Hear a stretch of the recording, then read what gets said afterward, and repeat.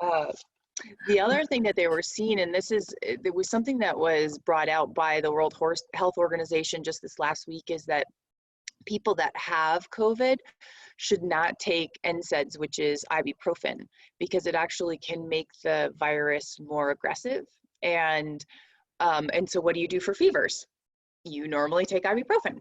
So using things like Tylenol or white willow bark or paracetamol, using ice, cold baths, and trying to stay away from the NSAIDs. This is not completely proven. It was brought up by France, and France was the one was bringing that out to the public. And the World Health Organization reported it, but there is definitely not like, full-on research saying that yes, this is exactly occurring, but these were trends that they were seeing. So Ibuprofen and Advil, right? what's that? That's Advil is ibuprofen. Yeah, that's an NSAID. Advil Yes. and Aleve. Yeah. So But if you are getting some kind of symptoms, how do you treat it with over the counter, or do you not? yeah, so really treating it over the counter is in the sense of, if you have symptoms, what I would really try to do is work on your immune system. So what are the things that we would do to work on the immune system? We would lots of high dose vitamin C plus zinc. Those are proven to increase your immune system. Elderberry is really great for that. And then eating from the rainbow on produce. And if you can, and this is what I wanted to bring this up because I was in the grocery store yesterday and the shelves change from week to week. So first it was like all your paper products were gone, and you could kind of get most of the foods you wanted. And then they started to restrict meat. So you could only get like one poultry, one meat, but you couldn't stock up, or the meat was gone depending on which store you were in. And now the meat seems to be okay, but all of I was in Sprouts, and this is actually in a lot of stores, there's no flours left, which is actually probably a really good thing. But my neighbor I said this because my neighbor had brought me this big care package, and she baked all these cookies and so forth. I didn't want to tell her that we were starting keto, so I just kind of was like, oh my God, thank you so much. And she was like, she had posted the next day, if anyone can find flour, the whole shelves are empty. So I thought, well, I was at Sprouts, maybe I would look in the bins for her and just see if they had any flour. Absolutely no flour was there. Yeah. You could, almond flour and coconut flour were available, but no type of regular all-purpose flour was available. And so now the dry bins, obviously you can't scoop into, they pre-package them. And I have to tell you that a lot of there was no beans left, no rice, all the things that you kind of stock up with are gone.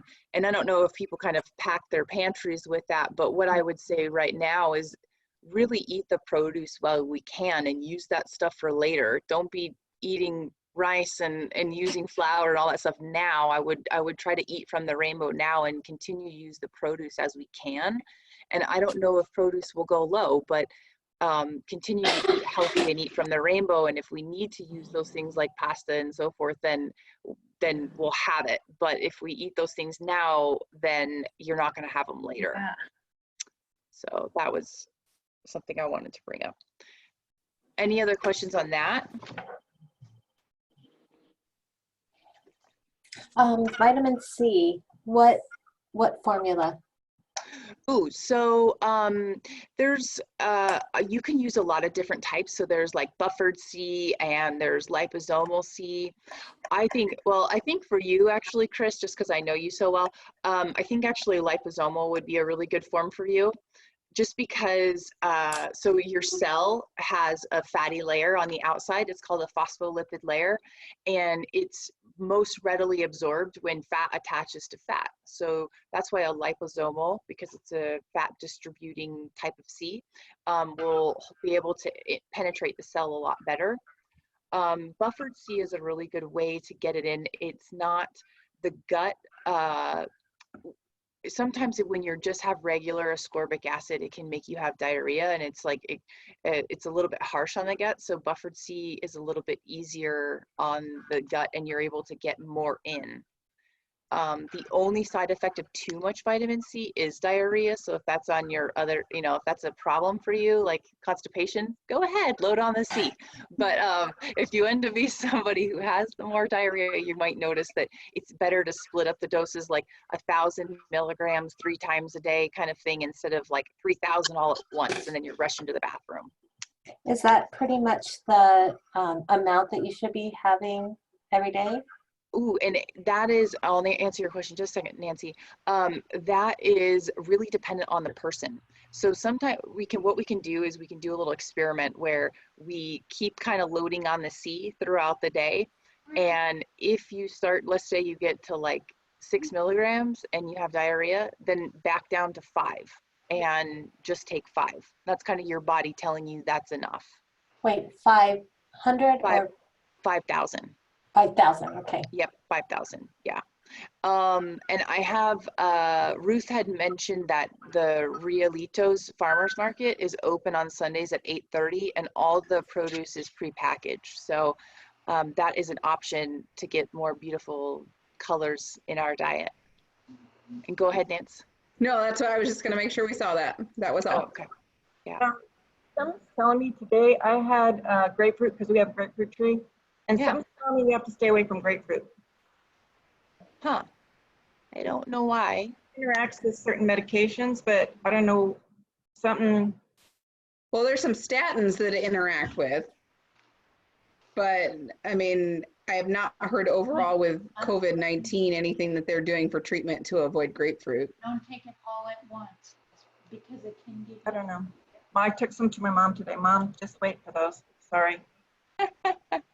That's fine. Scott, have you heard anything different on your end of looking at testing and so forth, or any changes that you guys have been making? No, our lab is specifically testing for cancer screens and directing people toward which medications to get on for clinical trials. Not the COVID-19 is out of a different lab. Oh, okay. The testing kit was actually developed in a lab in Europe. So no, not really, other than our lab's been split into 2 shifts to prevent the lab from getting completely shut down if someone tests positive. Ah, So yeah. I work in the evenings now, and the other half of the lab comes in the mornings. Night shift. I don't admire that. I'm sorry about that. That sucks. Something that I was brought up yesterday to me, and I was also thinking about while I was on my run today, is looking at our behaviors during this time of taking risk. I see a lot of people out on their mountain bikes out on the trail, and maybe, if you haven't been on your mountain bike in 2-3 years and you decide, oh, let's go give it a whirl because I have time off, maybe might not be the best thing right now, because if you wreck, then obviously you're going to be going into the hospital and then putting stress on the staff, and then also you're exposing yourself. And I thought about kids and all, they're having kind of excess time to be bored and get into things. And I know that my niece, while her mom was doing stuff, she was sneaking her gummy vitamins and ended up eating over 50 of them. And so she called me like panicked of, should I call poison control? Like, what should I do? I don't want to go to the hospital. But luckily I looked through all the list of them, and everything was going to be safe. I just told her, I said, just let her know she'll enjoy the diarrhea. Jim let her know she was going to turn into Superwoman. I'm like, that was probably not a good thing to say. But yeah, kids are bored, and so they're getting into stuff, and so we need to be hyper vigilant about the risks that we're taking. And I mean, today literally I was on the trail and I almost took a header. I mean, no hands would have caught me. I was going to go right on, and I somehow my reflexes came out and I was able to get myself back up. But I was like, oh man, I really need to be more conscientious about, you know, how fast I'm going and over the terrain that I'm on, and just being smarter about that. So I wanted to bring that up. So if you guys think about, you know, your own kids and your own life and the things that you're, you know, doing and not doing, how it could impact a lot of people. It's time for our family to do a vision board so we can create a better vision for everybody's future. That's right. That's a really good thing. I like that. I like that. Okay. Does anybody have any other? Anybody having any like disturbing dreams, anything like that from all this stuff going on? You sleeping good, not sleeping good with all the stress? It's obviously very, there's a lot of intensity right now, and sometimes we can have, yeah, weird stuff come up. Yeah, bizarre dreams. Yes. Very bizarre dreams.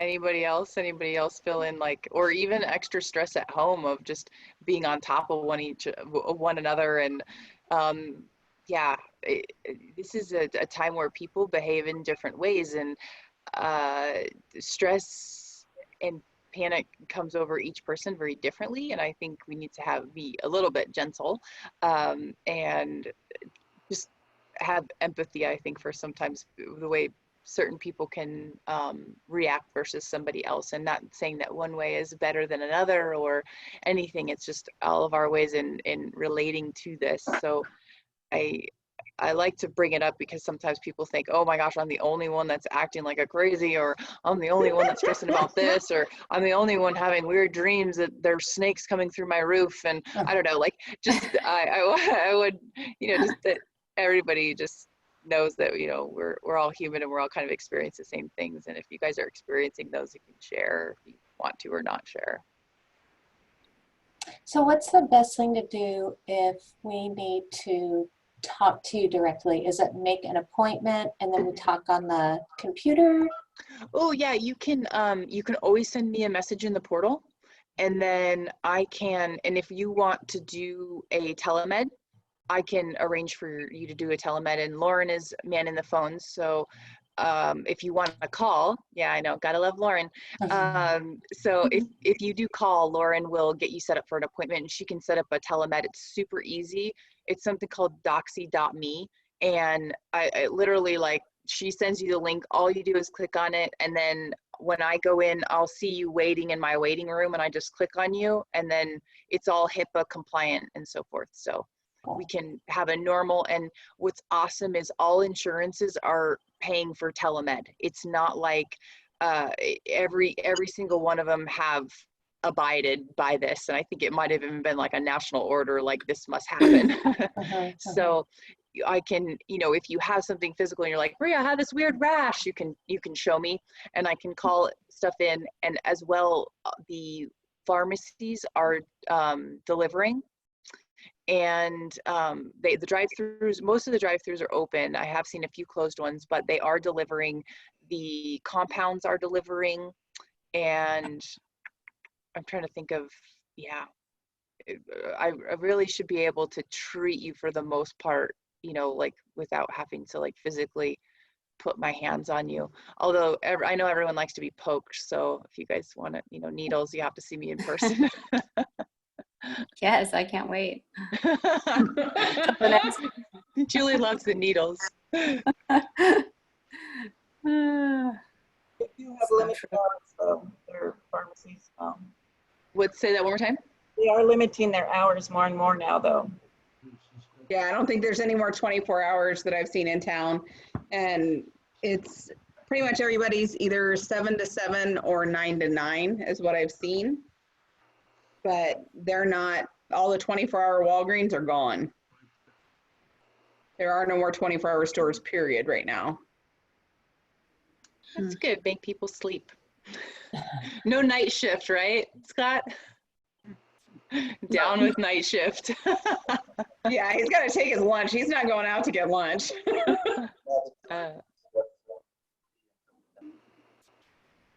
We'll have to get you guys a better microphone. Good in the mornings. Yeah. I do have like a general question, Maria. So, Okay. so now that we've been like exposed to the virus, how do you think we can get it under control? It's not like it's just gonna go away. Right. Yeah. This is a time that we've never seen before, and it is. You know, I do think that us kind of quarantine ourselves is really going to help lower the levels of it. They don't know if it is weather related. They don't know if it's going to go down in the summer. That was the first prediction, that it was going to be less in the summer and then have a resurgence in the fall. But COVID, there's a lot of different strains of COVID. So like H1N1, SARS, they're all on the same kind of strain of virus. So they've existed for a long time, but they've just kind of changed and being morphed into kind of some different strains. And as many people have been talking about, like the difference between the bird involvement versus the swine flu, versus now we have this bat involvement with COVID. So you know, time is going to tell how this actually plays out, and how I was going to say I have to. Time will tell of actually seeing how we can get it to slow down. I mean, they're really working on a vaccine, and I think that I think that we're going to see that there's more treatments faster. So like using the chloroquine and the azithromycin, I think if they can increase those stocks and that people can start to be able to use those things, I think we're going to see it lower its levels. You know, people are working at furious rates to get more treatment options.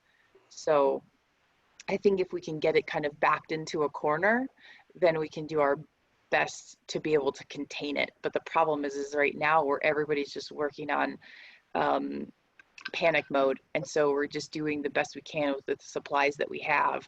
And it's not allowing people to kind of focus in certain areas of really just like, what is the cure? How do we eradicate this? And there are people that are designated to that. But yeah, it's really going to be, as time, you know, as time goes on, we're going to know more and how to protect ourselves. You think And I it'll think through the summer? Go through the summer. I think that it's going to last through the summer, and you know, obviously into the fall, I think, but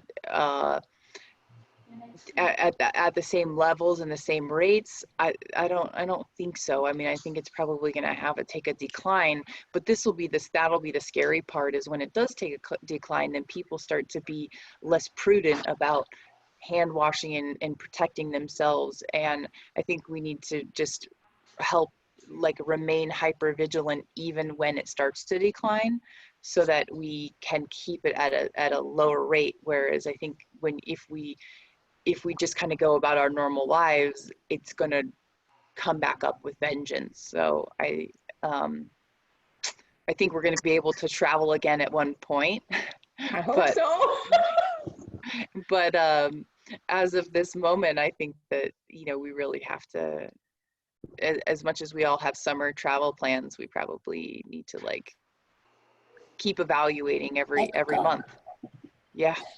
I'm getting the impression that the numbers we currently have are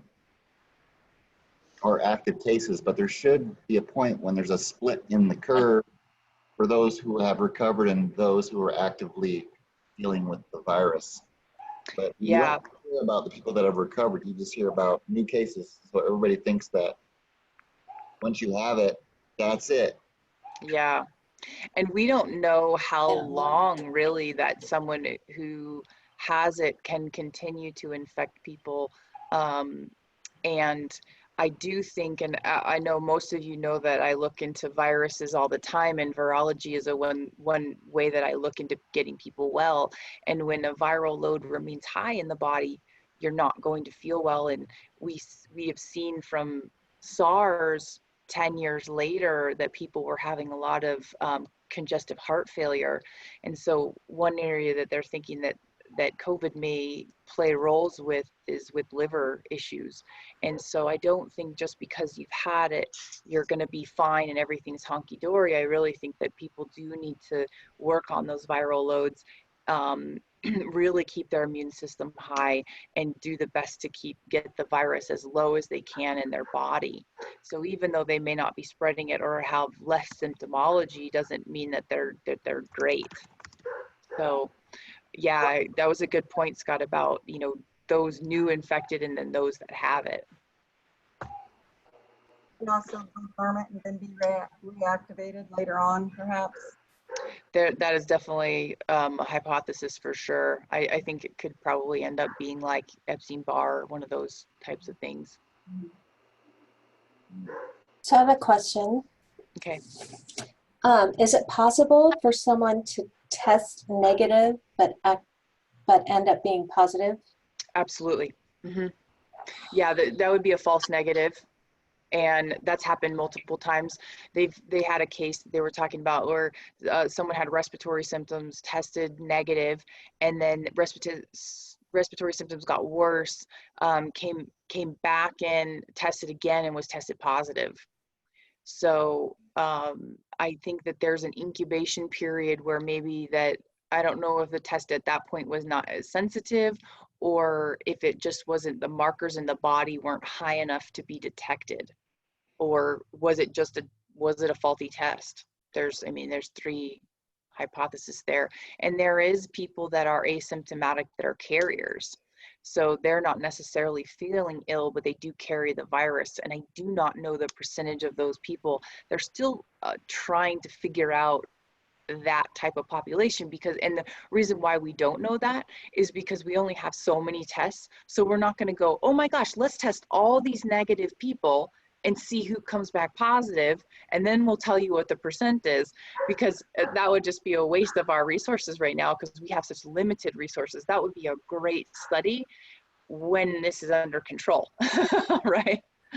Or it would have to be a very small population where you took like a college campus or something like that, and you tested, 300 people, and if they were all, you know what I mean, they're all well people, and if anybody tested positive, and could they spread it? That would be the other thing, because they could maybe test positive, but they may not be able to spread. So that would be another way to, another thing to look at, but we don't have data for that yet.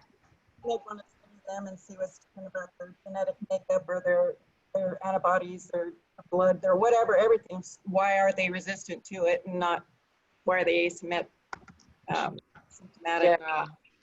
And I brought this up last time about there, and this is definitely not proven at all, just so you know, that they were looking at different patterns, and they were seeing that A-type blood was more infected than the others, but that may be very different now, but they were showing that maybe O's, and because of the antibodies, may be more protected, but that's another thing that's proven. It's just kind of something that they were seeing patterns of. So it definitely could come back to genetic mutations, and that we won't know that until later if genetic mutations play a role.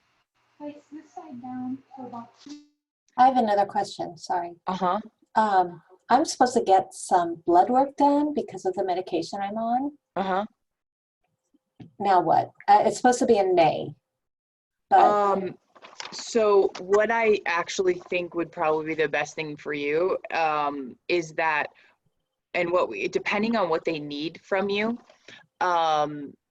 we could find out what it is, and literally, like, we could come to your house and just come gown and gloved and go. I would hate for you to like go out and get yourself exposed. It would be safer for like Andrea or I to like go to your house and just be gown and gloved and draw your blood and have it sent. I mean, that would be safer for you guys. That would be much safer. Okay. So, yeah, they do have some mobile phlebotomists that could possibly be arranged, but yeah, I would do that in a heartbeat. Wouldn't be hard. How long is the phlebotomy course? What's that? How long does it take the qualified or certified to be a phlebotomist? That I don't know. I think it's like an 18-week course, something like that. I know you have to do so many pokes and so forth. My mom wanted to do it. That's all. I was just, Yeah. Yeah. Throwing it out there. Anybody else? Thanks for doing this. You're so welcome. It's forcing me to be involved and like figuring, like seeing everything that's new and that's coming, and looking at reputable sources and listening to kind of the talk. And sometimes, and most people know this about me, I don't watch the news. And I just don't like to be, it's depressing. It just, yeah, but I do like to know what's going on with healthcare, and obviously this is a massive thing within healthcare, and it affects my patients, and that's why I care. And I need to be able to get you guys the most information I can, and so that we can not have hysteria, and that we can maybe like be a little bit at ease in some sense. And if you guys have questions like that, that you have a resource to get them answered. I just don't feel like any of us need to be left in the dark right now. And there's so much out there, different memes that are freaking people out, and very much have no science behind them. And I think we got to weed through a lot of that stuff. And I mean, even the one about and someone had brought up some really good information about, people have been talking about flu and how flu is way worse than COVID. And I kind of thought in the beginning, if you look at the death roll totals, but right now this is such in its infancy, and the death toll is pretty high. And with flu, there is a vaccine, and but currently there is no vaccine with COVID. So I don't think we can compare them apples to apples. I think we have to really just say, this is just got going. We got to see where it's going to go to even be able to make these,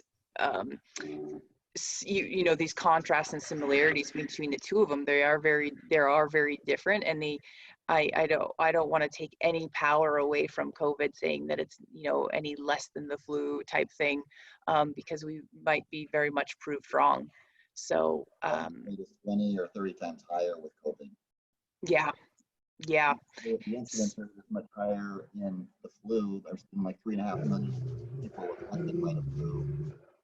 So numbers versus the mortality rate, COVID is way worse. Yeah. So that's just one small little thing that's, people throw these little things out there, these little gouges and stuff, but I really think we have to, the proof's in the pudding, and I think we need to just wait as we go. And then, as more good, solid data comes forward, really go off of that, and try to not live in fear. Try to have good faith and good laughter and smiles, because that's higher vibration, and that's where we want to live, and that's where we stay healthy. So groups like this are very helpful to keep us uplifted, and just know that you have a team behind you. So Thank you. I've got to sign off. But yeah. Absolutely. thanks. And any questions, please put them on there. I will do this every Sunday just to give you the most updated. Cool. Yesterday is old news, so I will do my best to keep everything updated. And anything, please, Chris, let me know and get an appointment with me on telemed, and I'll talk with you more. Yeah, thank you for everybody showing up. You guys are great. I'm blessed to have you all here. We're blessed for you. Thank you. Love you. Thank you. Have an awesome night. Bye, Julie. Bye. Mwah.